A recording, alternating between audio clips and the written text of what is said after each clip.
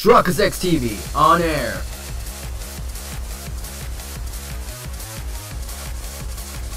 We are now live in 3, 2, 1. Welcome back to another exciting episode of Layton's Mystery Journey. In the previous episode, where did we start off? We went to the kiosk to check if we have the popcorn and we got more information. Then we went to the front to meet the guy that was the editor. Today's episode, we're gonna meet Maverick, the director, again to talk about what happened. If you like this episode, make sure to like, post, subscribe to the channel. Because I think we're gonna get the final two pieces and get this chapter ended. Huh. No director. But there's Emiliana. Look, perhaps she'll know where we can find him. Yes, let's go and ask her, and we can find out how her profiling is going at the same time. Oh, I swear to God. Oh, still here pretending to do real detective work? If I were that good at pretending, I could pretend to like you. So, how you getting on? Don't be so catty. No doubt you'll hit a brick wall, so you come to see if you can glean anything from me. Not at all. I was just curious to know how your profiling was going. Very well, I'll tell you. Perhaps hearing some genuine deduction will make you realize how unsophisticated your efforts are. A taste of cutting-edge profiling work could do wonders for you in future investigations. Well, we couldn't dream, can't we? You know, this lady always makes me want to scratch. Be quiet, Hound. Don't interrupt me with your meaningless yapping.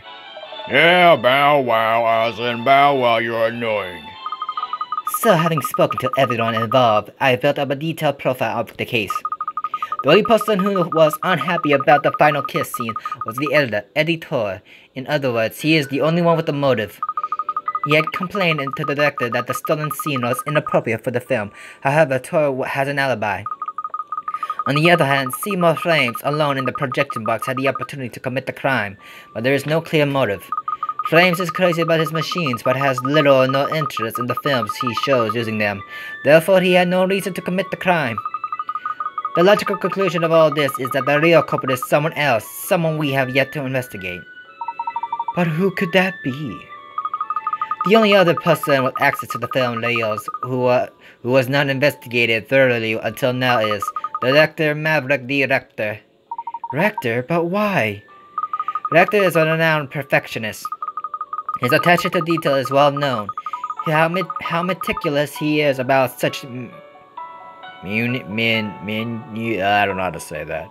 I don't know. As the shifts the clouds in the sky or the sons of waves. And it would appear that the final kiss scene in the latest film of his had been troubling him for some time. The perfectionist in him just couldn't decide if the scene was up to scratch, if it was worthy of inclusion in his magnum opus. He agonized over this right up until the premiere screening today, when, finally, he made up his mind the scene had to go. With no time to lose, he cut the scene from the reel and either hid it or disposed of it, all the sake of the perfect film. That is the outcome of the analysis of all the available evidence. Very well, very interesting. It's certainly a plausible theory, Emiliana. Oh, I wasn't expecting you to accept it so graciously. But something about it just doesn't sit right with me. What do you have a problem with my profiling? It's not exactly a problem, no. It's just something I can't quite put my finger on. Miss Layton's deductions go beyond logic and reason, you see, Emiliana. They have a magic all of their own. Ha! Magic has no place in case-solving, Ernest. Katrielle is working on a hunch, nothing more, and hunches are unreliable.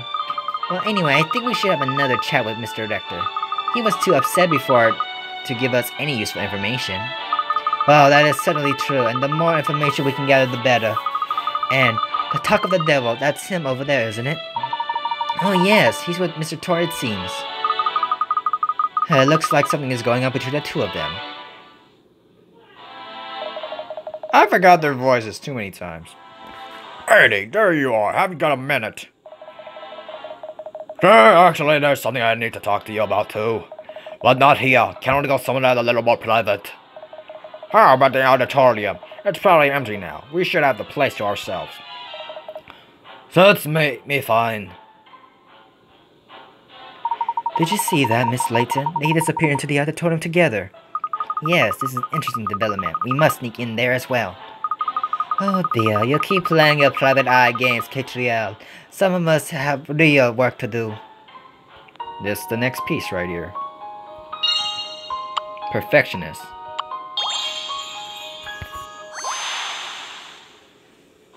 Perfectionist Rector wasn't satisfied with the final kiss scene. Emiliana has conjectured that he cut out of the reel himself. But is she right? Alright, let's get on going. Anything from you? No? Okay.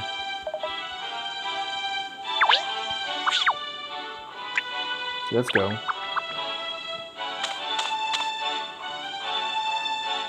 That's strange. We all saw them come in here. Where have they disappeared to? Over there, Cat. Where are they at? Ooh, we can look around this place real quick. 1 hit coin. Anything here? Doors. Wait. 2 hit coins. What's this? Let's look around for at least a puzzle. At least. Before we ask them that give us a puzzle. 3 hit coins. Come on, come on, come on, come on. Curtains. No. Screen. No. Nothing. Alright.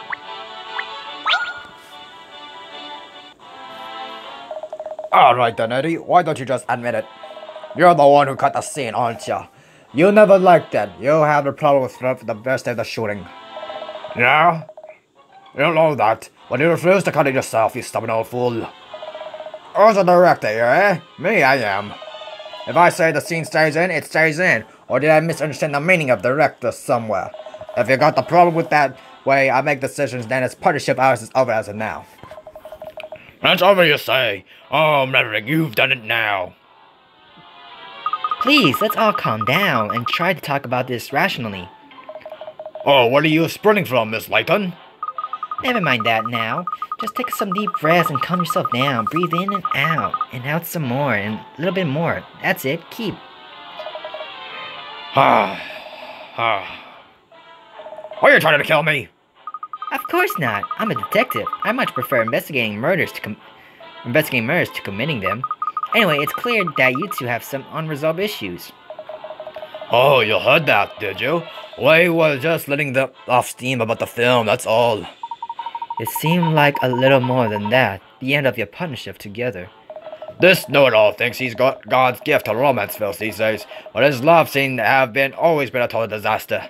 It's always my editing that saved them all these years. It's thanks to me he's produced so many hits.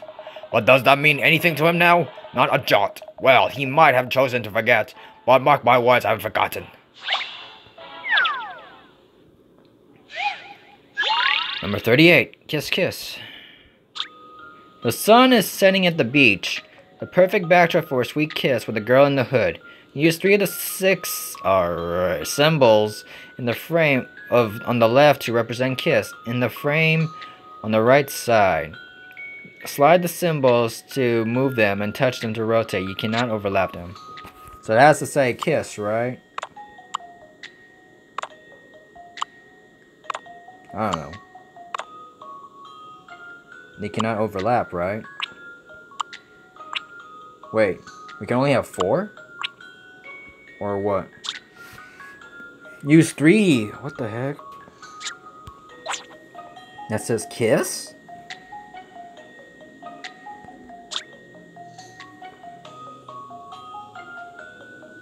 Use 3 of the 6 symbols of the frame. Oh, we have to represent a kiss, so we have to make a lip then, right? I don't know what I'm doing. Or how I'm doing this. Yes, this is so weird. It cannot overlap. Yeah, I don't know what I'm doing. Because if we're talking about how to make a kiss, If I had an emoji, that'd be great. The heck? I was thinking lip contact.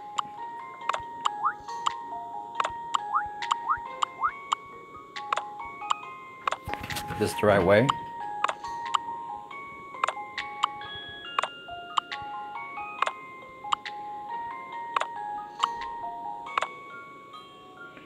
Hold up. Okay, other side. There you go. This is an interesting one. Yeah, I got no comment. I was thinking as one person kissing the other. That is all. That is all. No comment on that. Uh-oh. Looks like someone has been hoodwinked.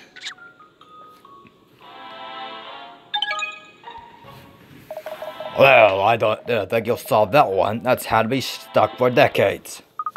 There's no puzzle that can be solved with some calm and considered thinking. Yeah, I wasn't calm.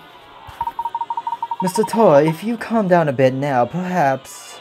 Calm down, or you're being funny. I don't care about that spat with Maverick before, but I can't be pinned for this death of the final scene. I mean, it's a matter of pride. What sort of editor would do something like that? I say, miss, I don't think this fight is going to sort itself out anytime soon. Oh, well, never mind. It's rather fun to watch, shall we? Great idea, Kat. Let's just forget about the case and watch the two prize suspects argue instead. Don't be snide, Cheryl. If we listen in, they might be let something slip that gives us a lead. Sneaky Cat, you are one sneaky cat. Clyde, that's more important to you than honoring the decision by the director. Cutting scenes you will never ask to cut. But the last time I did not steal a cut scene. And you know that. I would I would never cut a film unless you gave me the go-ahead. But it's no secret that you didn't like the scene. You always had a problem with it. Come on, admit it. Yeah, I had a problem accepting the great Maverick the director could be happy to end one of the greatest films with a scene like that. Okay. Task. Why don't you admit it? You never really got on with the scene either, did you? Yes, I did. I was perfectly happy with it. So, you're willing to compromise on quality these days, are you? You met my sick, Maverick. But you know what makes me more sick? The fact that someone other than me cut one of your films. Alright then, Eddie. If it wasn't you, then who was it? Tell me that. If you ask me if it was you, listen to your conscience before it got corrupted by fame. How dare you? Back in the old days, you wouldn't have stopped shooting until you got a scene you were 100% happy with. But now, well, those days are gone. Yes, though the days when my films made no money. Look, if I've changed my directing style, it's for you and the rest of the crew. And we're grateful for that. We all appreciate actually getting paid, don't get me wrong. But does that mean you have to make such a huge compromise through the production? Does it mean you can't be true to yourself anymore? Look, I said your love scenes were rubbish, but the truth is you have shot some good stuff in the past, haven't you? Maybe, but that was a long time ago now. Anyway, Eddie, being too ideally doesn't pay the bills, does it? That's the bottom line. Fine. If that's your take on it, there's nothing more to say. Goodbye, Maverick. Yikes, that didn't end well, did it? Mr. Tor walked out. This could be our chance to get some important information from Mr. Rector. Come on, Ernest. You, Cheryl. Mr. Rector, I'd like to ask you a few more questions. Huh, I'm really not in the mood at the moment, but alright, if it'll help to get this whole thing cleared up quicker. That was rather a heated argument you and Mr. Tor just had. Are such disagreements between the two of you regular occurrence? Eddie and I have been a team for a very long time, since long before I made it. So we've had more than a few fights over the years, yes. But in the early days, we used to have blazing rows about the production issues. So it's never gone this far before. We've never talked about going our separate ways. Yes, well, one ill word asks another. As they say, if you said things you didn't mean, I'm sure an apology will go along to fixing things. Huh. With Eddie, I'm not so sure. I hear that you used to make films that were a lot less mainstream, with more fringe appeal, is that right? Ha, that's going back a bit now. Anyway, it wasn't like I was trying to shoot French films. That's just how it worked out. That's how people took my material. It wasn't for anyone. But Eddie really liked my old work, and now that I'm making films more people actually want to watch, he's not happy about it. You know, he is always pressing me not to include that last scene in No Self or Love right from the start. Yes, he told me. He said he didn't believe it was your true style. Not true to my style? Oh, crud. Go, crud. Not true to my style, huh? That makes it also sound simple. The truth is, I don't even know what my style is anymore. It's just typical of Eddie, though. He never had any hesitation in telling me what was wrong with my films. Sometimes it makes me so mad, but I have to admit, he's usually right. Oh, who I am kidding. He's right this time, too. You mean about the stolen scene? I just wanted to be real. I wanted to shoot a kiss that looked like it was genuinely from the heart, not just two actors playing their parts. But somehow I couldn't get it right. In the old days, I wouldn't have given up. I have just kept shooting and shooting until the results I got. Why didn't you do this? Why didn't you do that this time then? You're young. I wouldn't expect you to understand. The fact is, as you get older, you lose that drive you had in your youth. No, you're quite right. That's not something I can relate to. It sounds rather sad, to be honest. So you're telling us that Mr. Tora couldn't accept the scene you shot? That he cut it from the film without your permission? Yes, that's his job after all. Cutting film, and he's very good at it. I can't really say I blame him. This is all my fault. This might seem like a little strange request, but after everything that happened, Miss Layton, but could you try to keep this quiet? Eddie did it for my benefit at the end of the day. I'm afraid that won't be possible. What? But if this comes out, Eddie's career is over. Is it really worth destroying that man's for just some sense of obligation to uphold justice? That's not the reason at all. It's because Mr. Tor didn't do it. You see, the fact is, you are his alibi, Mr. Rector. Exactly. You and Mr. Tor were together at all times until the start of the screening, weren't you? And when you checked over the film reels together, you found no problems. So, if Mr. Tor was never out of your sight after all that time, and however much he disagreed with the inclusion of that scene, he had no opportunity to cut it. I suppose that's true. So someone else stole it then. Oh, that's wonderful. Miss Layton? Sorry. Good. It looks like I have all the evidence I need now. Alright, and that is... film just before a screening. Okay. Case complete. Rector and Tor checked the film reels just prior to the screening. They both found no issues with it, and the last scene was present. Yes. Of course. It all makes sense now. Yeah, and I'm deaf now. That was right down my ear, Cat. Miss Layton, have you solved it? Yes, Ernest, I believe I have. Just as every film has a final scene, every case the truth to it. Gleam. And now I've uncovered both. Oh, well done, Miss Layton. Brava! And what a spiffing verse that was. Ernest, some of the suspects. Gladly, miss. Gladly.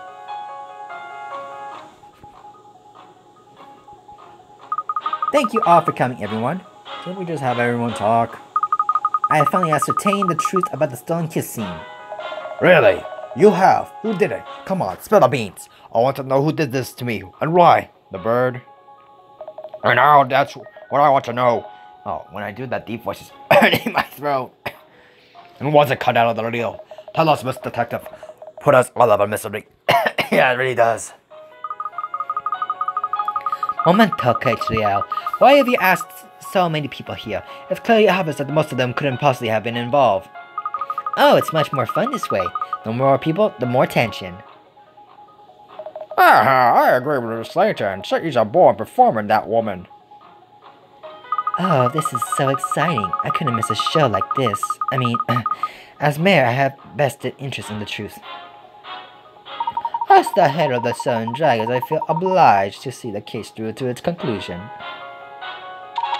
Don't need me no roll. And I really don't care what happened to that scene. Can I just go?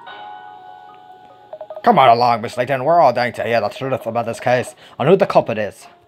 Let's not rush. This is Detective Moment of Glory, after all. True, if this were a film, I'd be having a good suspense track running in the background and really drawing out the build-up to tension. Exactly, now let's get to the case. This was an extremely strange affair from the outset. A final scene stolen from the film on the very day of its debut screening. So what could be the truth behind it? No doubt you have all your theories and ideas. So I'm not exaggerating when I tell you that the real truth will make even the most outlandish theory of yours seem tame. Because you see, the truth is always stranger than fiction. Okay, Kat, is this just a shaggy dog story, or do you actually know who did it? Alright. You could have let me milk it, could you? If I had to identify one culprit in this case, it would be you over there! Yes?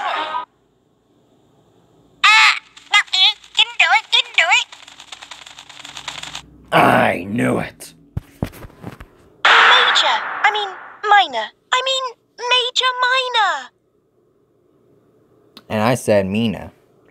When the reels were being switched during the screening, you did a major minor poo on the film. A poo? And his poo hit the all-important kiss scene. Is that it? But surely a little bit of bird poo could easily be wiped off the film. Would everyone please stop saying poo? Indeed it could, Mayor Loanida. Which is where the second guilty party in this escapade comes in. You, Mr. Seymour Frames. All the equipment here has just recently been upgraded. Mr. Frames cares for his projection machinery so deeply, he couldn't bear the thought of running a soiled film through it, even if the excrement had been wiped off. So he cut the infected scene out of the reel altogether. So it's his doing then? Yes, but with the Major resolutely denying everything, it's going to be hard to make it stick. Oh, poo.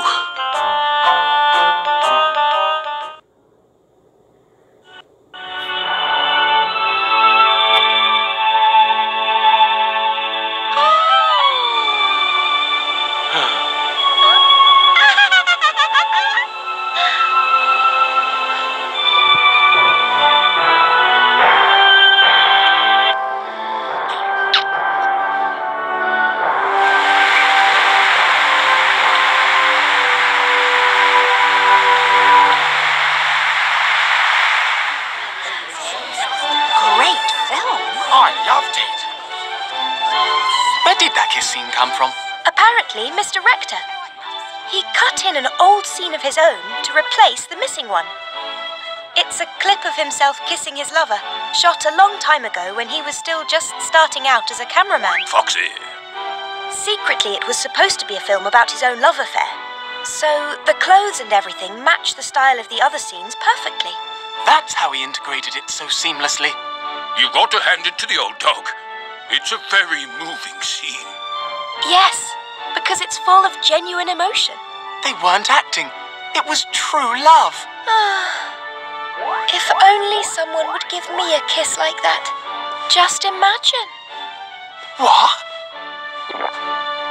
Oi, Pinstripes, what are you imagining? Nothing. I was just... Just what? Spit it out. No, What, you dirty mongrel?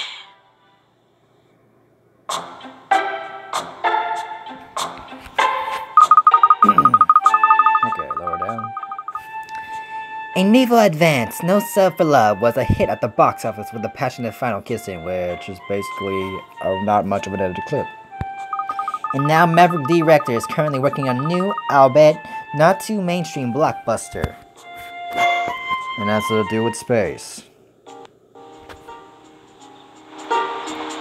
How is it? You always stumble on the answer in these cases. Stumble on? It sounds like you think it's just luck, Shirl. Well, isn't it? Not at all. The truth is, Miss Layton makes logical but instinctive inferences.